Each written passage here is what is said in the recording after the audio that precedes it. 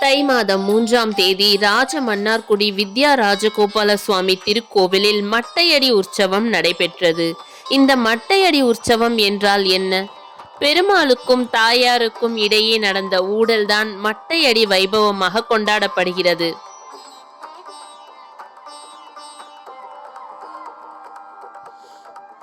இதன் உள்ளார்ந்த தத்துவம் ஜீவாத்மாவுக்கும் பரமாத்மாவுக்கும் இடையே நிகழும் பாச போராட்டம். மகாலட்சுமியின் அம்சமாக வளர்ந்தவள் கமலவல்லி.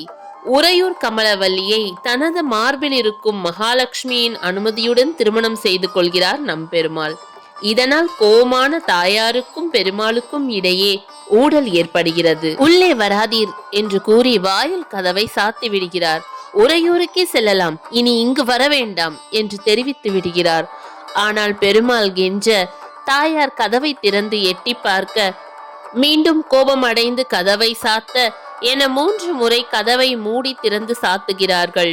உற்சவத்தின் போது தாயார் சார்பாக தலத்தார் என்ற ஊழியர்களும் பெருமாள் சார்பாக தொண்டு குலத்தார் என்ற ஊழியர்களும் பேசுவார்கள். மக்களிலும் பெருமாளுக்கு ஆதரவாக சில பேரும் நம் அன்னைக்கு ஆதரவாக சில பேரும் இருப்பார்கள். கடைசியில் இறைவனே ஆனாலும் செய்த தவறுக்காக வாழை மட்டையால் அடி விழும். இதுதான் மட்டையடி வைபவம். இறுதியில் நம்மாழ்வார் இவர்களை சமாதானம் செய்து சேர்த்து வைப்பார்.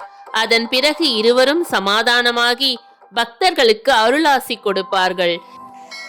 இதுதான் சேர்த்தி திரும்புகால் வைபவம். இவ்வைபவம் ராஜமன்னார்குடியில் தை மாதம் 4ஆம் தேதி நடைபெற்றது.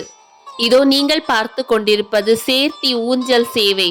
ஸ்ரீ பெருமாள் ருக்மணி சத்யபாமா செங்கமல தாயாரோடு காட்சி அளிக்கிறார்.